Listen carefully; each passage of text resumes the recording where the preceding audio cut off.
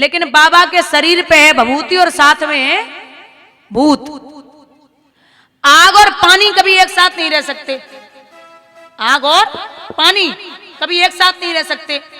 लेकिन बाबा के तीसरे नेत्र में है आग और ऊपर जटाओं में है गंगा, एक साथ रखते हैं बाबा। शेर और बैल बहुत बड़ी दुश्मनी है, शेर अगर बैल को देख ले तो खा जाएगा, लेकिन मैया की सवारी है शेर और बाबा की सवारी है बैल, है ना। यहां रहते हैं सर्प और मोर। आप सब जानते हैं कि सर्प जो होता है और मोर, उसमें बहुत बड़ी दुश्मनी होती है। अगर सर्प को मोर देख ले तुरंत मार देगा, लेकिन बाबा के गले में है सर्प और बेटा है कार्तिकेय, उनकी सवारी है मोर। चूहा और सर्प कभी एक साथ नहीं रह सकते। गणेश की सवारी क्या है? चूहा, और बाबा के साथ में है सर्प। तो जब दुश्मनों को एक साथ रख सकता है, वो भला बताओ क्या नहीं कर सकता। बोलिए गोविंद भगवान की। आपको लगता है कि जो बाबा ने किया वो आप कर लोगे? कदापि नहीं। वो ब्रह्म है भाई, वो ईश्वर है, वो उनकी बराबरी कोई नहीं कर सकता। हम इंसान है, तुच्छ से प्राणी। तो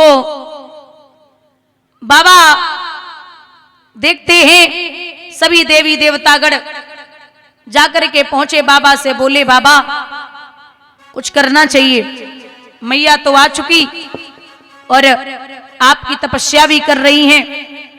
बाबा ने कहा तपस्या बाद में, पहले मैं उनकी परीक्षा लेना चाहूंगा। तो सप्तऋषियों को भेजा, बोले जाओ परीक्षा ले आओ। मैया तपस्या कर रही थी, सप्तऋषियों ने उठाया, बोले देवी उठिए। बोले क्या बात है? जवाब दिया, आप यहां बैठी बैठी क्या कर रही हो? बोले आप देखिए ना, तपस्या कर रही हूं। बोले क्यों? बोले मुझे वर के रूप में भगवान शिव चाहिए। सप्तऋषि मुस्कुरा के बोले धन्य हो, ये अकल तुम्हें किसने बताई? बोले बाबा नारद ने। हो गया बंटा ढार। नारद अकल बता दे पूरी बात हो जाए, कभी नहीं।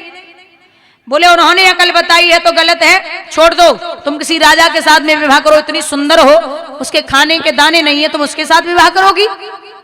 मैया बोली कि आप मुझे ज्ञान मत दो, मुझे जो चाहिए वही चाहिए, मुझे जो चाहिए वही चाहिए, ज्ञान मत दीजिए। परीक्षा लेकर के सप्तऋषि चले आए, बाबा आपसे विवाह करना है उनको। अच्छा, यहाँ देवी देवतागण ब्रह्मा जी के पास पहुंचे। बोले महाराज इस समय ताड़कासुर का बहुत प्रकोप है, बहुत सबको परेशान कर रहा है, आप कुछ करिए। तो बाबा ने, वो ब्रह्मा जी ने कहा कि क्या हो गया?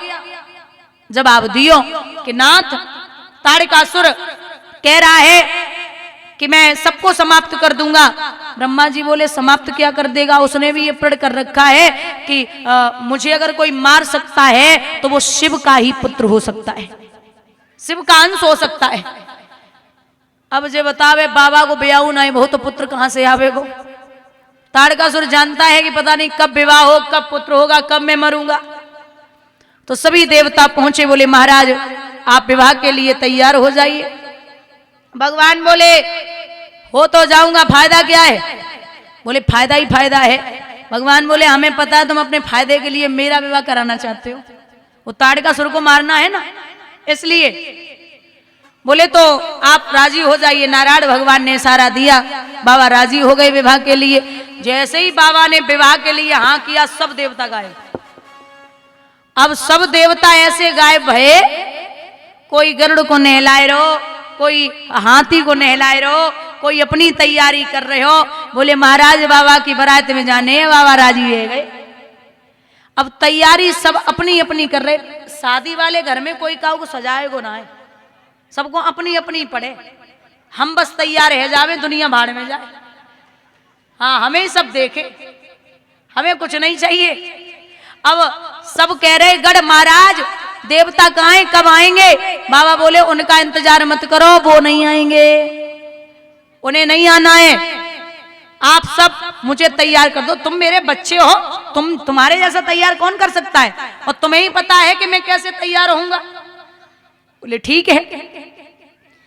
अब महाराज दूल्हे के लिए शेरवानी होती, दूल्हे का उबटन किया जाता है ना, हल्दी चढ़ती है, तेल चढ़ता है, लेकिन बाबा के लिए हल्दी कहाँ से आवे, तेल कहाँ से आवे, है ना। तो बाबा से कही कि ये उबटन की तैयारी कैसे होगी। बाबा बोले बहुत बढ़िया तरीके से। गड़ गए शमशान घाट पे और गरम गरम काली काली राख लेके आए, बोले शरीर से लपेट दो।